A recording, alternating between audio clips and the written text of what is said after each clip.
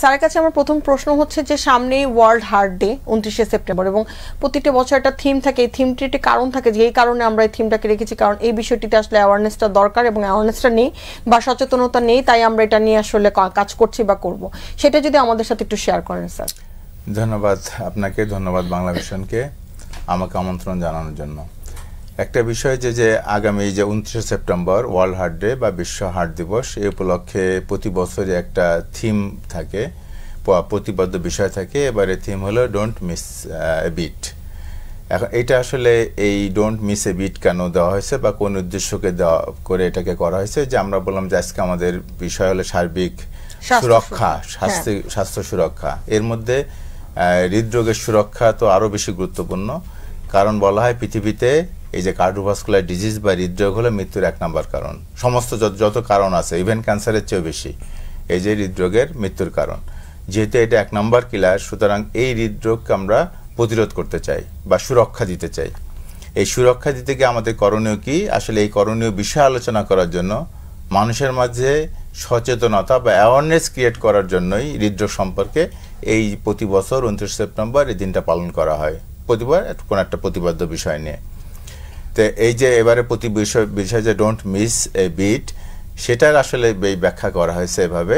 সেটা হলো যে আমরা কোনো একটা বিট মিস করব না, অর্থাৎ হলো কোন একটা সুযোগ আমরা হারাবো না, বা সুযোগকে আমরা প্রতিটা সুযোগকে আমরা ব্যবহার করব। সুযোগটা কি?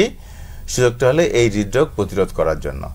এখন হৃদরোগ প্রতিরোধের পর যেটা বলে, আমরা সবাই জানি যে prevention is better than cure, কিন্তু এই হৃদরোগের ক্ষেত্রে এটা আরও বেশি সত্য। কেন সত্য?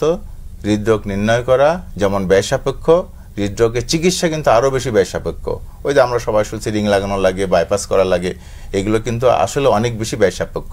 প্রতিরোধ খুবই গুরুত্বপূর্ণ এখানে। এখন আমাদের যদি আমরা একটা কথাবার্তা বলি যে ইয়াং জেনারেশনের অনেক বেশি স্ট্রোক বা এই ধরনের প্রবলেমগুলো হচ্ছে, তো সেইখান থেকে আসলে প্রিভেন্টিভ মেজারগুলো যদি আমরা একটু বয়স ভেদে বলি যে আসলে 30-র আগে আমাদের প্রিভেন্টিভ মেজারগুলো কি হওয়া উচিত বা 30-র পরে কি হওয়া উচিত, এটা যদি একটু আমাদের সাথে শেয়ার করেন। হ্যাঁ, ধন্যবাদ। কেন এখন দেখা যাচ্ছে অনেক ইয়ং পেশেন্টের হার্ট অ্যাটাক হচ্ছে, অনেক ইয়ং পেশেন্ট হৃদরোগ হচ্ছে। হৃদরোগটা একটা জন্মগত হৃদরোগ হতেই পারে, সেটা আলাদা জিনিস, কিন্তু ব্লকজনিত হৃদরোগ সাধারণত আমরা আগে 40-এর উপরেই পেতাম সাধারণত, এখন ইভেন 30 এবং 30-এর কমও পাচ্ছে। এবং এই যে প্রায় অ্যাডমিশনে দেখা যাচ্ছে আমার আন্ডারে 4-5 জন রোগী ভর্তি থাকে যারা হলো 30-এর নিচে বয়স, 25-30 এরকম 22-23 এদের হার্ট অ্যাটাক হচ্ছে। তাহলে আসলে এই হার্ট অ্যাটাকের কারণগুলো কি? এখন যেহেতু এই কারণগুলো সব গুরুত্বপূর্ণ, এই জন্য প্রিভেনশনের ক্ষেত্রে যেহেতু বলা হয় হৃদরোগ শুধুমাত্র হঠাৎ করে হয় না, হৃদরোগ অনেকগুলো কারণ দিয়ে বা রিস্ক ফ্যাক্টর বলি আমরা, রিস্ক ফ্যাক্টর থেকে সাধারণত হৃদরোগ হয়ে থাকে। এখন যেহেতু এই রিস্ক ফ্যাক্টরগুলো যদি আমরা নিয়ন্ত্রণ না করি, তাহলে আমাদের হার্ট অ্যাটাক হওয়ার ঝুঁকি অনেক বেড়ে যাবে, হৃদরোগ হওয়ার সম্ভাবনা বা হার্ট অ্যাটাক হওয়ার সম্ভাবনা বেড়ে যাবে।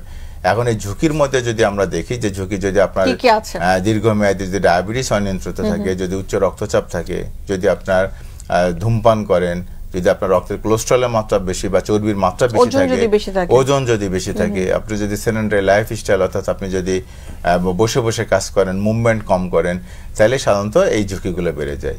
কিন্তু ইয়ং পেশেন্টের ক্ষেত্রে সাধারণত দেখা যায় অনেকে ধূমপান করেন না বা ধূমপান শুরু করেন নাই, বা কেউ কেউ ধূমপান আছে কিন্তু তাদের ডায়াবেটিস হয়তো নাই, বা তাদের উচ্চ রক্তচাপও নাই, তাদের রক্তের কোলেস্টেরলের মাত্রা কোনো কোনো ক্ষেত্রে আবার স্বাভাবিক, কিন্তু এই রোগে হার্ট অ্যাটাক হচ্ছে তার বা হৃদরোগে ভুগতেছে।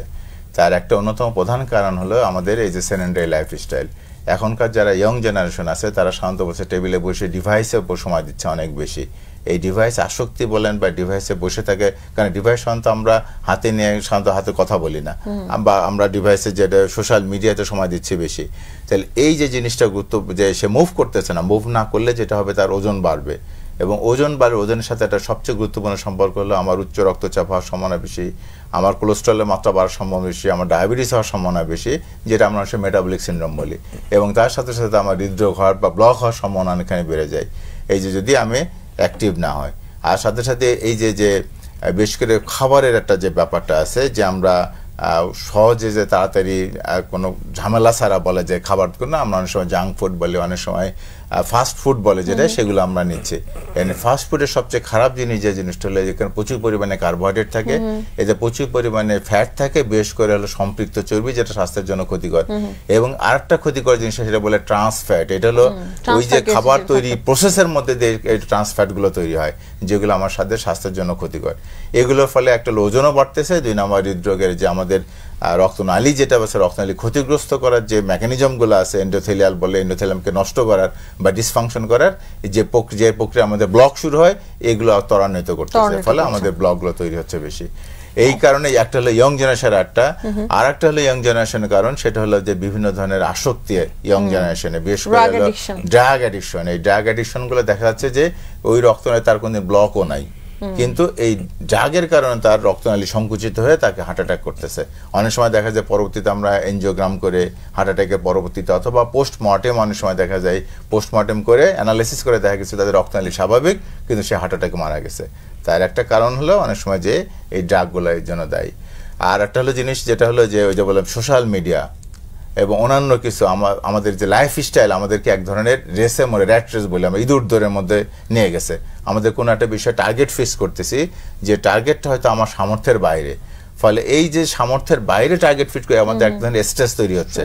এই স্ট্রেসের কারণে এক ধরনের স্ট্রেস হরমোন বের হচ্ছে, অ্যাড্রিনালিন, এই স্ট্রেস হরমোনগুলো আমাদের রক্তনালীর মধ্যে যেটা বলে ব্লক তৈরি করতে হেল্প করতেছে, বা হালকা ব্লক থাকলেও ওরা ফেটে যে হার্ট অ্যাটাক করার জন্য সমস্যা তৈরি করতেছে। প্লাস হলো যে এই যে এখনকার জেনারেশনে যে ঘুমের প্যাটার্ন চেঞ্জ হয়ে যাওয়া, যে দেখা যাচ্ছে দিনের বেলা ঘুমাচ্ছে, রাতের বেলা ঘুমাচ্ছেন, বা ঘুমের পরিমাণ কম হচ্ছে। এই ঘুমের পরিমাণ কম হওয়াটাও এই যে স্ট্রেসের জন্য একটা দায়ী, বা স্ট্রেস হরমোন রিলিজের জন্য দায়ী, সেগুলো হৃদরোগ করার জন্য দায়ী। অনেক ধন্যবাদ স্যার।